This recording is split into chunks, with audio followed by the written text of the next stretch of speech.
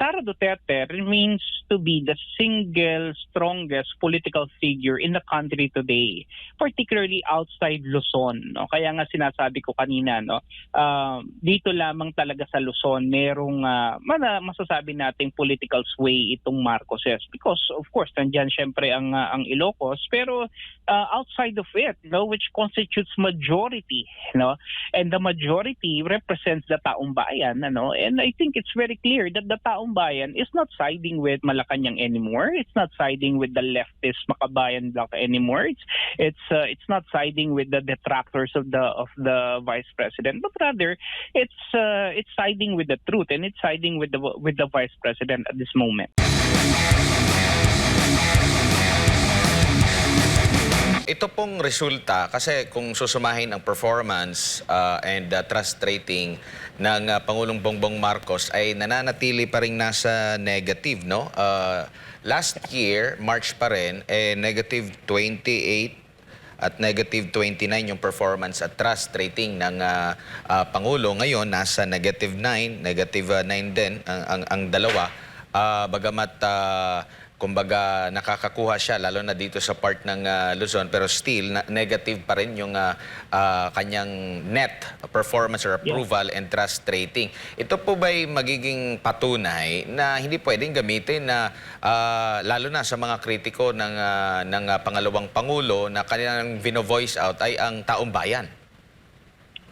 Yeah, definitely, no. Hindi ko nga alam kung bakit paulit-ulit nilang ginagamit yung term na taong bayan. Actually, hindi lang naman yung Malacanang mahilig gumamit nito, no. Parati lang natin to naririnig sa mga Makabayan bloc, no. As if they are really the voice of the people. Hindi ko nga alam kung ano bang perception nila ng taong bayan. Kasi para sa akin, yung si taong bayan, clearly it reflects the general will and the majority of the public, no. Pero siguro para sa nila, taong bayan lang yung mga hanay nila, yung mga supporters nila, yung mga naniniwala sa kanila, no, para sa kanila yun ang messaging na binibigyan ng termino na taong bayan. So I really think that they should refrain from using taong bayan when in fact the surveys and the numbers do not clearly show or demonstrates otherwise, that the public is not really siding with them, no. Very clear naman ang sinasabi sa atin ng mga numero, no. So Sara Duterte remains to be the single strongest political figure in the country today, particularly outside Luzon. No? Kaya nga sinasabi ko kanina, no, dito lamang talaga sa Luzon merong masasabi nating political sway itong Marcoses because of course nandiyan syempre ang Ilocos, pero outside of it, no, which constitutes majority, no, and the majority represents the taong bayan, ano, and I think it's very clear that the taong bayan is not siding with Malacanang anymore. It's not siding with the leftist Makabayan bloc anymore. It's not siding with the detractors of the vice president, but rather it's siding with the truth, and it's siding with the vice president at this moment. Prof, pero ito yung realidad, no? Kung pagbabasehan po, halos walang pagbabago last year at ngayong taon na ito sa kanila pong survey, at nabanggit mo na rin ito kanina, pero kung gusto kong bigyan ng diin, ang nananatili pa rin top concern ng ating mga kababayan, nangunguna pa rin dyan yung inflation. Walang pagkakaiba. Right. Same pa rin po yung pananaw. Nasa 59% ang nagsasabi na ito yung priority. Gusto nilang bigyan ng tugon ang gobyerno. Same pa rin. And pumapangalawa dito yung paglaban sa graft and corruption. So ibig sabihin ba nito, lumalabas parang hindi sila kontento dito sa ginawa ng gobyerno natin? Unang-una dito sa paglaban sa graft and corruption ay pinagmamalaki ng administrasyon na ngayon nag-umpisa raw sa kasalukuyang administrasyon yung paglaban sa katiwalian, Prof. Kasi continue po natin, yes, controlling inflation remains to be a very, very important priority ng ating mga kababayan. Pero you have to take a look also, no, dito sa survey na to ng Pulse Asia. Lumalabas kasi na yung government is also facing overwhelming disapproval in curtailing or controlling inflation. This is at 73%. Diba? Ibig sabihin, top concern ng mga Pilipino yung controlling inflation. Pero the way the government is managing the inflation and the crisis, it remains to be seen. Kaya nga mataas yung level of distrust and dissatisfaction at 73%. Ibig sabihin, hindi natin nararamdaman, wala tayong nakikita masyado na ginagawa ng ating gobyerno para talaga pababain itong ating nararamdaman na inflation. Secondly, corruption, 'di ba? Corruption is at 47% ng nandoon sa mga tinatawag nating key level issues or urgent issues na gusto ng ating mga kababayan na resolbahin. Pero ano ang lumalabas sa numero? Ang corruption is at 67% right now. Ibig sabihin, maraming mga kababayan natin ang hindi naniniwala na may sapat na ginagawa ang ating Pangulo, ang ating liderato, ang ating administration para talaga siguruhin na masasawata itong corruption. And I think the numbers corroborate very well with what's happening on the ground. Sinabi ng Pangulo nung December may makukulong na malalaking isda. Ano na ngayon? Marso na, wala pa rin nangyayari. May mga pagdinig na ginawa pero lahat naman ito ay parang at their own convenience. Hanggang sa isasara na nga yung ICI, wala man lang talagang masasabi nating tangible and very concrete manifestation of their accomplishment. Itong Senate Blue Ribbon Committee, ganun din. Wala rin naman nangyayari dito kay Senator Lacson kasi maliwanag na mayroon siya pinagtatakpat at may paglilihis siyang ginagawa. So, in short, nakikita ng ating mga kababayan na ito yung problema pero hindi mo siya ginagawa ng tamang hakbang at tamang solusyon kaya mataas yung level of disapproval natin. Lalong-lalo na dito sa usapin ng inflation at corruption. So, hindi po pwedeng ipagmalaki ng ating Pangulo, lalong-lalo na ng kanyang mga kaalyado na sila yung nangunguna laban sa pag-control dito sa corruption when in fact it's very very obvious that the public do not have any trust and faith in what you're doing kung may ginagawa man sila. Opo. Dito po sa napag-uusapan natin na approval, performance at trust rating, paggrado ng taong bayan, dito sa ating sa liderato ngayon, makaka-apekto din po ba sa tingin nyo yung sa parte po ng communication po, mismo ang Pangulo, halimbawa, sasabihin mayroong problema, like kagaya sa pagtugon sa problema dyan sa gitnang silangan, mapapakamot na lang ng ulo, sasabihin na lang na ito yung problema natin, mahihirapan ang gobyerno natin, tapos meron pang mga instances na sasabihin na so anong gagawin natin? Mga ganun po ng mga pronouncement na napapanood po ng sambayanan na Prof. Exactly, because when you have a president who is not just a president in title, but a president also that manifests the true qualities of a leader, this president is somebody who really leads, especially in times of crisis like this. He does not ask. He gives outright orders, and these are strategic orders. These are very well calculated, very well thought of remedies to address the situation. In short, kinakailangan po ang isang leader, ang isang Pangulo, merong maayos na conviction, may sapat na kahandaan, may maayos na planning, may magandang contingency initiatives na hindi ko nakikita sa ating Pangulo ngayon. Kaya nga, to be honest, I'm really very worried about the current situation, not because of the worsening crisis in the Middle East, because that is something that we cannot control. I mean, we are just a small player, if ever we are considered a small player in the global affairs. Pero ang akin, yung domestic and local economic and political affairs natin, yun yung kahit paano may control tayo, pero hindi natin nararamdaman yun sa ating Pangulo. Kasi nga, if this crisis started February 28, dapat by this time meron na talagang mga klarong mga agenda na inilalatag ang ating Pangulo, at least 10-point, 15-point agenda on how to address this crisis. Dapat na-meet na niya yung kanyang mga economic managers, meron na silang sapat na mga planning mechanisms and yung mga contingency measures that are already in place. Pero wala tayong naririnig, maliban doon sa nagpa-press con siya one time na sabi niya magre-report siya at lalahat niya. I mean, this is not really the work of the president. The the work of the president and the function of the president is really to lead us, no, to create very good what they call this plans, no, that could translate into meaningful actions that will cushion or at least alleviate the condition of our countrymen in the midst of this crisis. Kasi nga kung titignan natin, ano, nung wala tayong ganitong krisis, ang hirap na ng sitwasyon ng mga Pilipino. Lalo pa ngayon, di ba?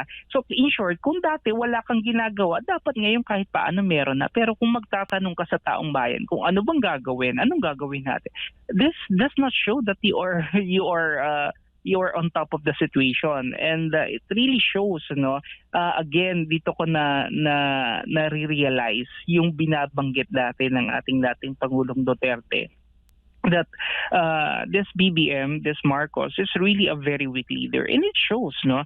Because the true character, the true grit of a leader will show in moments of crisis like this. Pero kung wala siyang maibigay sa atin na konkretong solusyon, kundi siya mismo ay magtatanong sa atin kung anong gagawin, my God, we're really a sinking ship right now. Opo, balikan ko lang yung sa impeachment po, no, ni Vice President Sara, kasi ang concern din ng mga supporter ng pangalawang pangulo tila hindi nagiging patas, no, yung sa investigasyon, kasi halimbawa kinumpara yung kanyang SALN way back 2008 pa yata, no, ikinumpara hanggang sa kasalukuyan, at mula doon kahit hindi nila matumbok alin diyan sa mga area na yan ang may katiwalian. Pero sinasabi nila dahil tumaas, no? Alam naman natin yung inflation din, kasama na dyan, tumaas daw, pinagdudahan na. Tapos hindi naman ikinumpara sa iba pa na mas may malaki pang pera kung ganito rin ba, ganito yung comparison, no? Parang kagaya din po doon sa confidential funds po niya na hindi lang naman po ang Office of the Vice President or during that time sa kanyang sa DepEd ang merong confidential fund, may marami pang mga ahensya ng gobyerno na mas malaki sa kanya, hindi rin ikinumpara doon po. Prof, ano po masasabi niyo rito? Well, definitely, no. If there's one thing that will really, I would say, characterize this administration, that is being selective and arbitrary to their convenience and to their favor. Terry Ridon, I don't know kung ano bang mathematics ang pinag-aralan nitong tao na to, no. He's looking at magkakano bang incremental increase in the millions. And yun nga, tama kayo, no, ang tagal nung spread So syempre naman, the Vice President really is a public official. Meron din naman yung mga sources of income. Pero yung sinasabi natin kasi rito, tama po kayo, no. Paano naman yung mga nag-increase ng billions, kagaya halimbawa ni Martin Romualdez, no? Hindi ba natin yung titingnan? Hindi ba sapat na tignan din natin yun? Gawing hindi man siya i-impeach, at least gawin nating barometro at pagkumparahan, 'di ba? Pareho lang naman silang public officials, 'di ba? So, in short, talagang lahat ng pwedeng gawin, lalong-lalo na nito ni Redon, gagawin niya para lamang sabihin that the Vice President is incurring this deficits, meron siyang mga hindi maipaliwanag na increase sa paglobo ng kanyang yaman. Pero paano naman yung iba? Dito nga lang sa usapin ng confidential funds, di ba? Na paulit-ulit nilang sinasabi, no? Bakit hindi natin tingnan din yung confidential funds ng iba? Because the COA is very clear on this. Confidential funds, kaya nga confidential because there is a great level of confidentiality na hindi natin basta-basta po pwedeng basagin because it will defeat the purpose of the funds being confidential. Pero ang tanong is, compared to the millions na confidential funds ng ating ikalawang Pangulo and to the billions of the confidential funds of the President, for example, ano bang mas may substantial na kinahinatnan? Para sa akin kasi, kung yung confidential funds ng ating ikalawang Pangulo ay ginamit niya to get rid and to at least clean our schools from the infiltration of this communist leftist makabayan bloc, ibig sabihin maganda yung naging resulta because ang inalagaan dito ng ating ikalawang Pangulo ay yung future ng ating mga kabataan na hindi ma-recruit at hindi maging kasama sa hanay nitong mga makakaliwang grupo na to, no? Wala naman talagang hangarin kundi pabagsakin kung anumang rehimen meron tayo at hindi naman talaga magbigay ng konkretong solusyon sa mga hiniingad na mga problema ng ating lipunan, di ba? So I think yun yung dapat natin tignan. Paano ba ginastos yung confidential funds to begin with? Opo, huli na lang mula sa akin po. Sinasabi ng konstitusyon natin na ang polisiya natin pagdating sa ugnayang panglabas independent, no? Sa kasalukuyan po, kung sakaling ito yung ipinapatupad na polisiya ng ating kasalukuyang administrasyon, tingin niyo po makatutulong ito para hindi tayo ganun talaga maapektuhan po sa impact noong kaguluhan doon sa gitnang silangan kasi friends to all tayo, no? Ganyan po. Pero sa kasalukuyang nagiging tahak ng polisiya ng kasalukuyang administrasyon, kaya ba nakikita niyo po ba na factor ito kaya medyo grabe yung impact din na sinalo natin po dito kahit malayong-malayo tayo sa gitnang silangan, Prof? Well, dito natin kasi, no, if I were the president, this is an opportune time for him to challenge the mettle of the alliance that he forged with the United States, no? Dito natin masusubok kung talagang tayo ba talaga ay kinikilala bilang kaibigan at kung tama ba talaga yung kanyang desisyon ng pag-pivot papunta dito sa Estados Unidos, ano?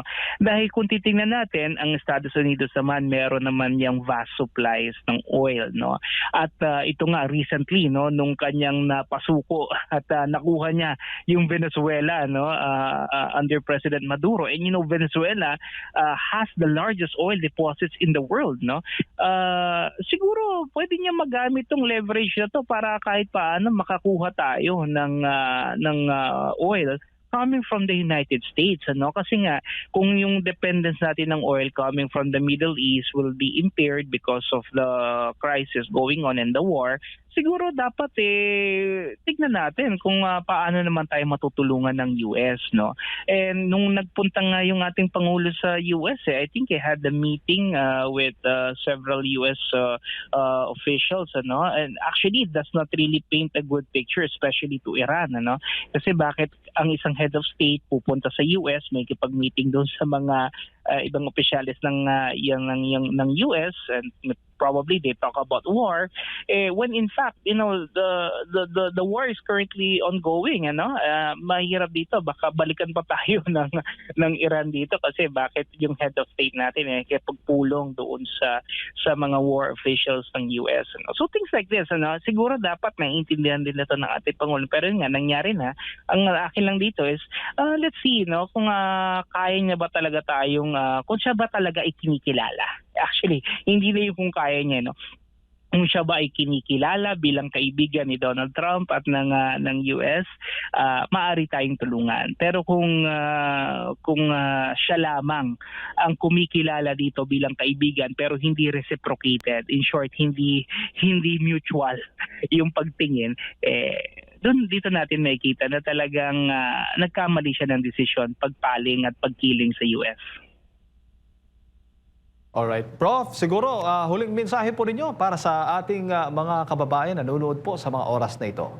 Well, we really need to buckle up, no? I hate to say this, pero the way I'm seeing it kasi, Iran is not going to surrender at any given point in time. We really need to have every measure available just to ensure that we will be able to navigate through this crisis. Siguro, nandyan din siyempre yung gobyerno, pero sabi ko nga kanina, medyo mahirap asahan dahil nga wala talagang konkretong plano.